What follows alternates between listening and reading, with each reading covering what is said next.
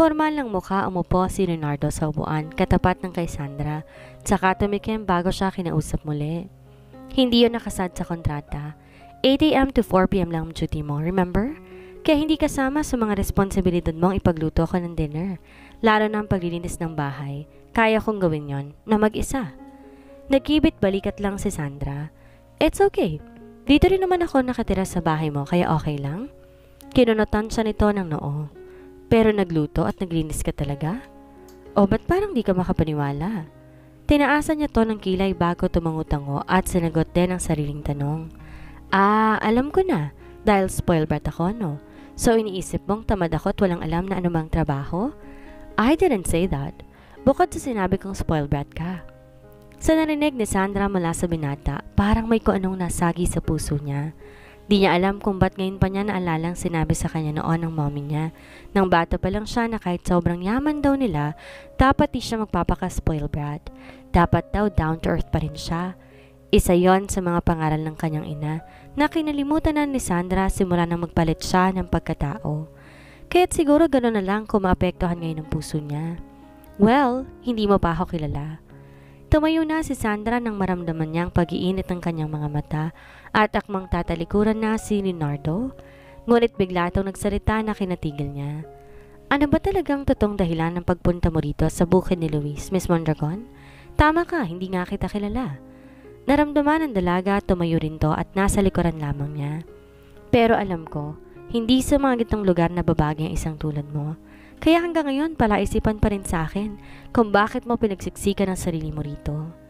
Lalo lang uminit ang mga mata ni Sandra at nanikip ang kanyang dibdib sa uling sinabi ni Leonardo. Bakit mo ipagsisiksikan ang sarili mo dito?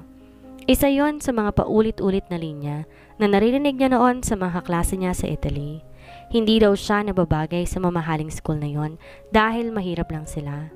Tandang-tanda pa ni Sandra kung paano siyang nandiliit sa kanyang sarili noon sa tuwing pinagtatabuyan siya ng mga bully na yon. Simula na matauhan siya, nangako si Sandra sa kanyang sarili na hindi niya napapayagang maranasang muli ang pagtabuyan siya. Fine. Matalim ang mga mata. Pumihit siya paharap kay Leonardo. Hindi ko na pagsisiksikan ang sarili ko dito sa farm, lalong-lalo na dito sa bahay mo. Pagkasabi nun, dali-dali nang tumaligod at pumasok si Sandra sa silid ni Leonardo para kunin ang mga gamit niya. Gustong-gusto niyang umuwi at humarap ulit kay Don Matias na panalo siya. Pero paano siya mananatili sa farm na yon kung paulit-ulit lang naman niyang mararamdaman ang mga naramdaman niya noon sa Italy? Ang hirap, mabuhay sa mundo na walang nakakaalam ng totoong nararamdaman mo. Nagsimulang pumatak ang mga luha ni Sandra nang lumabas siya na silid habang nakasuot na ng backpack. Nagulat pa siya nang biglang iniharang ni Leonardo ang sarili nito sa may pintuan. Huminga muna siya na malalim para payapain ang sarili. Pasimple rin siyang nagpunas ng kanyang mga luha para hindi niya ito mapansin.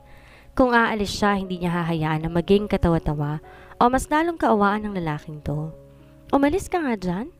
Pasinghal na taboy niya sa binata. Tinulak pa niya sa dibdib pero hindi man lang natinag kahit kanapain kalakas. Ibalik mo sa loob ang mga gamit mo, Miss Mondragon. Mariing utos ito sa kanya. Hindi ko sinabi na umalis ka. Really? Ano akala mo sa akin? Tanga? Nang uuyam na tumawa si Sandra. Bakit ko nga naman pinagsisiksikan ang sarili ko dito, di ba? Obvious naman na lahat ng tao rito ayaw sa akin. Pinakaayaw ni Sandrang magpakita ng kahinaan, lalo na sa mga lalaki, at tinuturing niyang kalaban. Pero sa mga oras na yon ay hindi niya napigilan ang pagpiyok ng kanyang boses. Feeling niya kasi nag-iisa lang siya sa mundo. Hindi siya sigurado sa nakita pero lumamlam ang mga mata ni Leonardo na makitang ilang buti ng luhang pumatak sa mga mata ng dalaga. Hindi ganoon ang ibig kong sabihin, Miss Mondragon. Gusto ko lang na maging malinaw sa'yo kung ano ba talaga ang totoong purpose ng pagpunta mo rito sa farm. Kung seryoso ka ba sa purpose mo na yon o hindi. Dapat malinaw yun sa'yo para seryosohin mo rin ang trabaho mo. Dahil hindi mo yun makakamit kung patuloy ka lang na nakikipagtalo at nakikipaglaro sa akin. Malumanay na paliwanag ng binata. Hindi kita matutulungan kung di mo rin tutulungan ang sarili mo. Ang totoo niyan, medyo nahiwagaan siya sa mga sinabi ni Leonardo na para bang may gustong tukuyin, ngunit di lang masabi ng direkta kay Sandra. And at the same time, she was touched. Gusto raw siya nitong tulungan. Di ko kailangan ng tulong mo o ng kahit sino, lalo na kung napipilitan lang. Nanaig na naman ang pride niya at inirapan niya ang kaharap. So, umalis ka na dyan at huwag kang haharang-harang sa daraanan ko. Kung ayaw mong mag-away na naman tayo. Under supervision kita dahil empleyado kita ngayon, Miss Mondragon. At para malaman mo, hindi ko hinahayaang umalis ang isa man sa mga employee ko na walang natututunan. Sa halip, mahinahon pa rin sagot ni Leonardo. Kaya kung ako sa'yo, ibalik mo na sa loob yung mga gamit mo. Maligo ka at magbihis. May pupuntahan tayo? Saan tayo pupunta? Nagtatakang tanong ni Sandra. Di na nga niya maintindihan kung ba't parang bigla itong bumait sa kanya. Hindi ba kaya siya tapos sa paghihiganti niya sa akin? Bait na naman ba niya ito? Akala ko ba hanggang 4 PM lang oras ang trabaho ko? Di naman tayo magtatrabaho eh. Ipapasyal kita sa buong farm para maging familiar ka. Tumiim ang titig ni Sandra sa binata. Totoo ba ang narinig niya? Ipapasyal daw siya nito. Akala ko ba ayaw mo na pakalat-kalat ako dito sa farm dahil baka kung ano na naman ang gagawin ko sa mga tauhan mo. Unless kasama mo ko. Tinaasan siya nito ng 2 kilay. So, get dressed. Aalis lang ako sandali. Susunduin kita after an hour? Ayoko, hindi ako sasama sa'yo. Tumaas ang sulok ng labi ni Leonardo, tsaka tumalikod na. Si Sandra naman walang choice kundi ibalik sa loob ang mga gamit niya. Naligo na rin siya at pagkatapos nagpalit ng simpleng dress. Hindi siya naglagay ng makeup maliban sa paboritong red lipstick niya. Tapos na mag-ayos ng sarili si Sandra, kaya't lumabas na siya ng silid para hintayin ang pagbabalik ni Leonardo. Hanggang ngayon hindi pa rin niya alam kung bakit niya yun ginawa, gayong labag na labag naman sa kalooban niyang sumama dito. Ngunit natigilan ng dalaga ng paglabas niya ng sala, tahimik na naghihintay na sa kanya si Leonardo. Nakapagpalit na rin to ng damit at bagong ligo na rin tulad niya. Simpleng t-shirt at pants lang suot nito, pero napakanipis ha, ang hot pa rin. Gayod pa hindi napigilan ni Sandra ang magtanong sa isip. Saan siya naligo at nagbihis? May ibang bahay pa ba siya maliban dito sa kubo niya? Marahil naramdaman ng binatang presensya niya kaya inalis ito sa pagkakasalikop ang 2 kamay at sinulyapan siya. What? Masungit na sita niya kay Leonardo dahil parang natulala na ito sa kanya at di na nakapagsalita. Saan mo ba talaga ako balak dalhin? Kumurap-kurap to bago tumayo at lumapit sa kanya. Basta, malalaman mo rin mamaya, she hissed. As if naman hindi ko alam na balak mo ulit kumanti sa akin. Baka gusto mo ako i-salvage. Di niya na natuloy ang sasabihin dahil pinandilatan na siya nito ng mga mata. Di ka ba talaga marunong mag-appreciate sa mga bagay at taong nakapaligid sa'yo? Palagi nilang bang negative ang nasa isip mo? She looked sharply at him. Really? Bakit di mo tanungin ang sarili mo kung ba't di kita pag-iisipan ng masama? Hindi mo ako katulad? Talaga? Giit ni Sandra. Ano palang ibig sabihin ng pag-iaya mo sa akin? He just smiled at her. You made yourself interesting to me, Miss Mondragon. That's why I asked you out. Sandali siyang natigilan sa narinig. So inamin na nga nito na magde-date talaga sila at hindi mamamasya lang sa farm. At gaano ka ka-sure na sasama ako sa'yo mag-date? Lalong lumapad ang ngising na kaguhit sa mga labi nito. You're here. Look, gusto ko ring maging pamilyar sa lugar na to, kaya pumayag akong sumama sa'yo, that's all. Umirap siya dito, at hindi para makipag-date sa'yo. Let's see. Napapantastikohan tumingin siya dito. You are so hopeful. Tumawa ng marahan si Leonardo bago siya nito hinawakan sa siko para igiya palabas pero pumiksi si Sandra, bagay na tinawanan lamang ulit nito. Ang mamahaling company car ang ginamit ni Leonardo para ipasyal si Sandra at habang nasa loob sila noon pareho silang tahimik. Pakiramdam niya hindi siya makahinga dahil sa presensya nito. Lalo lang niya yung naramdaman dahil sa hindi rin ito pag-ibo hanggang sa tumigil sa isang 2-story building na may nakasulat sa karatulang kalinga ni Luis. Kumunot ang loob ni Sandra nang mula sa malawak na bakuran nun, may nakita siyang mga batang naglalaro. Sa tansya niya, mga nasa edad 5 hanggang 10 ang mga yon. Anong lugar to? Saka anong gagawin natin dito? Basag niya sa katahimikan bago sila bumaba ng sasakyan. Kalinga ni Luis is an orphanage. Matipid nitong sagot. Napasingap si Sandra nang abutin nito ang seatbelt niya at ito mismo ang nagtanggal. Lahat ng mga batang nasa loob niyan ay mga ulilang lubos na, so please. Nilingon siya nito nang may pagsusumamo. Be good to them, okay? Huwag mo nang dagdagan ang hirap na naranasan nila. Sa sinabi nito, naramdaman niya ng ines ang dalaga. Jerk? Sabi lang niya. Pagod na siyang ipagtanggol ang sarili sa iba. At least, alam ni Sandra sa sarili niya na kahit ka naman kasama ang ugali niya bukod sa mga nerd na binubuli at salol na niya, isa rin sa mga kahinaan niya ang mga bata. Dahil yon sa pangarap niyang magkaroon ng kapatid na kailanman hindi na matutupad. Just this time, please. Akala ni Sandra, warningan na naman siya ni Leonardo, pero nakakapanibagong pagiging mahinahon nito. Nagulat din siya nang mas nauna tong bumaba ng sasakyan at pinagbuksan siya ng pinto na kinataas ng kilay niya. Ano to? Suhol? Para hindi lumabas ang sungay ko? Di pinansin ng binata ang pasaring ni Sandra. Sa halip, sinara nito ang pinto at hinawakan na naman siya sa siko para igiya papasok sa gate. Di na nakapiksi si Sandra dahil sinalubong sila ng mga bata na agad huminto ng paglalaro nang makita sila. Magandang gabi po, Sir Leo. Masigla at sabay-sabay na bati ng mga to sa kasama niya. Makikita sa mga mata ng mga to ang saya na para bang nakakita ng isang himala. Di napigilan ni Sandra ang pagtaas ng kilay nang sabay-sabay din yumakap ang mga ito kay Leonardo. Ramdam niya ang pagmamahal ng mga bata sa boss niya at ganun din ang nakita niya sa binata nang i-group hug din ito ang mga bata at saka isa-isang hinalikan sa ulo. Naramdaman ni Sandra na may kung anong humaplos sa puso niya habang pinagmamasdan niya ang binata na magiliw na nakikipagkamustahan sa mga bata. Mas nagulat ang dalaga nang utusan nito ang boy sa orphanage na yon para kunin daw ang mga dalantong pasalubong para sa mga bata. Wala siyang kaalam-alam, punong-puno pala ng pagkain at laruan ng compartment ng sasakyan nila. Mukhang nakita niya na ang taong tulad din niya na mahilig sa mga bata. Sir Leo, sino pong kasama niyo? Girlfriend niyo po? Tanong ng batang lalaki na siyang pinakabibo sa lahat. Sa hinuha niya, nasa 9 na taong gulang lamang ito. Otomatikong pinamulahan ng mukha ang dalaga sa sinabi ng bata. Sumulyap siya kay Leonardo na nasa unahan niya at naghintay na itatama nitong akala ng bata. Pero hindi ito lumingon sa kanya at iba ang sinabi nito. Ah, siya si Miss Mondragon. Gusto niyo bang ipakilala ko kayo sa kanya? Napakislot siya na mapagtanto niyang nasa harapan na niya ang mga bata at kahawak kamay pa ni Leonardo ang pinakamalit sa mga to na nasa 2 gulang lamang yata. Mabilis inukupa ng mga batang kaharap ang isip niya.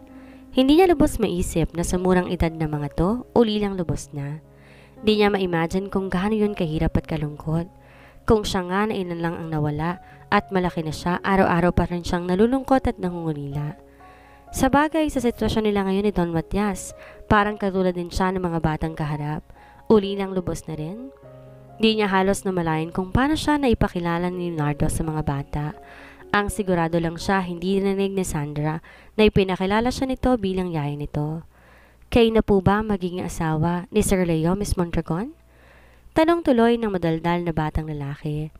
Kasi po ang ganda-ganda niyo po. Super gwapo naman po ni Sir Leo. Bagay na bagay po kayong dalawa. Namumula tumingin siya kay Leonardo at bahagya niya tong pinandilatan para utusang itamang maling akala ng mga bata. Pero ngumiti lang to at nakipagtitigan sa kanya para bang walang balak sundin siya. Buti na lang may dumating na matandang ginang at sinaway ang pinakamadaldal na bata. Clark, ikaw talagang bata ka. Nakakaya sa bisita ni Sir Leo. Inakbayan nito ang bata na nagangalang Clark pero di naman pinagalitan. Magilaw pa ngang ginulo nito ang buhok ng bata bago bumati sa kanilang dalawa ng binata. Sa pananalita pa lang na matandang ginang mukhang mabait na ito. Parang hirap itong tarayin kung sakali. May kasama ho pala kayo. Nakangiting sinulyapan nito si Sandra. At napakagandang bata. Dagdag pa nito na hindi niya alam kung bakit ikinangiti niya. Ngunit ang ngiti na iyo'y mabilis na napalis. Nang mahuli niya si Leonardo, natitig sa kanya. Pasimpleng umirap siya rito para labanan ng puso niya na bigla na lang nagrigodon. Nilapitan siya ng binata at pinakilala sa ginang. Si Miss Mondragon nga ho pala, Sister Nora. Kapag kuwan bumaling to sa kanya, si Sister Nora, siyang namamahala dito sa orphanage. Dati siyang madre, pero lumabas ng kumbento at pinili ang kalinga ni Luis para mas mabigyan ng tamang gabay ang mga bata. Napakurap-kurap si Sandra. Kaya pala mukhang mabait ang ginang. Lihim siyang humanga rito. Di niya akalaing may mga tao pala talagang handang give up ang buhay o pangarap nila para makatulong sa iba. Lalo siyang nawala ng sasabihin ng si Sister Nora mismong umakay sa kanya, papasok ng orphanage. Nalaman niya birthday para ng isa sa mga batang naroon, kaya sila pumunta ni Leonardo. At habang nakikipag-usap si Sandra sa madre, nakapagtatakang di man lang siya nagtaas ng boses o nagangat ng kilay kahit isang beses. Hindi niya nagawang magalit ng pagpasok nila sa loob. Sinalubong sila ng water gun ng pilyong batang lalaki at nabasa ang damit na suot niya. Naku, pasensya na po talaga kay sa batang yun, Miss Mondragon. Mabait naman po yung si Junjun, may kakulitan lang talaga. Nahihiyang hingi nito ng paumanhin. Di bali ho, pahiramin ko na lang hukay ng damit. No, it's okay. Kaswal na sagot ni Sandra. Di siya nakangiti pero di rin nagsusungit. And just call me Sandra na lang, Sister Nora. Masyadong formal ang Miss Mondragon. At hindi rin ako girlfriend ni Sir Leo, boss ko siya. Pagtatama ng dalaga dahil hanggang ngayon, parang wala pa ring balak si Leonardo na iyon na itama ang maling pagkakakilala sa kanya ng mga taga-orphanage. Bigla na lang tong nawala sa paningin niya. Hindi man lang nagpaalam sa kanya. Alam ko ho. Nginitian lang siya ni Sister Nora. Maya-maya nag-insisto na ikukuha siya ng pamalit na damit at iniwan siya sandali. Habang naghihintay sa receiving area sa pagbabalik ni Sister Nora, saka dumating si Leonardo, puro putik ang damit. Basang-basa rin ng pawis ang buhok nito. Bit-bit ang jacket na sinuot kanina habang nasa sasakyan sila. Ano nangyari sa'yo? Nakipaglaro ka ba sa mga Carabao? Puno ng pagtataka, sinalubong niya ito ngunit tinawanan lang siya ng binata. Nakipaglaro ako sa mga bata, bumagsak ako sa putikan. Nakangiting paliwanag ni Leonardo. Nadumihan ka na nga tapos nakangiti pa ka pa? Napapantastikohang komento ni Sandra. Tumingin to sa kanya bago sumalyap sa nabasa niyang dress. Floral yon at medyo makapalang tela, kaya di bakat ang bar niya kahit dibdib niya mismo ang nabasa. Gayunman agad tong lumapit sa kanya at walang ano-ano, binalot sa katawan niya ang jacket nito. Ikaw, ano nangyari sa'yo? Bakit nabasa ka? Nagulat si Sandra. Di na naman niya inaasahan ang inakto nito. Napatingin siya rito at agad nagsalubong ng tingin niya ang nag-aalalang mukha ni Leonardo. Narilito na talaga siya kung bakit ganito na lang to ka-protective sa kanya sa kabila ng pagtatalo nila palagi. Ngunit agad din siyang nag-iwas ng tingin at tumayo dito. Binasa ako ng water gun ni Junjun ba yun? Bahagya lang niya tong sinulyapan at umupo sa pandalawahang couch para makaiwas sa matiim na titig nito. Naiiling siya sa mabangong amoy nito na parang nakabalot sa buong katawan niya dahil sa jacket na suot-suot niya. Ganito ang nararamdaman ni Sandra nung nilayo siya ni Leonardo kay Aldrin. At hanggang ngayon, di niya kayang paliwanag sa sarili kung ba't may ganun siyang pakiramdam sa lalaking paborito niyang painitin ng ulo. Pero ba't di ka nagalit? May amusement sa mukha na tumabi sa kanya ang binata. Di niya nagustuhan na pagdikit ng kanilang mga siko, kaya umusog si Sandra. Ngunit pinatong pa nito ang braso sa sinasandalan niya na di niya alam kung sinasadya ba siyang inisin o ano. Sino nagsabi sa iyong hindi ako nagalit? Ayaw niyang malaman itong isa sa mga weakness niya. Pinalo ko nga yung Junjun na yun. Tumangutango lang to pero halata sa mukha. Hindi naniniwala sa sinabi niya. Ganun ba? Gusto mo ba talagang makita kung paano kong pagalitan ng Junjun na yun? Sinimangutan niya to ng balingan niya. You're cute. Sa halip, ngiti-ngiti, pinisil lang ni Leonardo ang pisngi niya. Sakto naman dumating na si Sister Nora na may dalang pamalit ni Sandra, kaya hindi na siya nakaganti.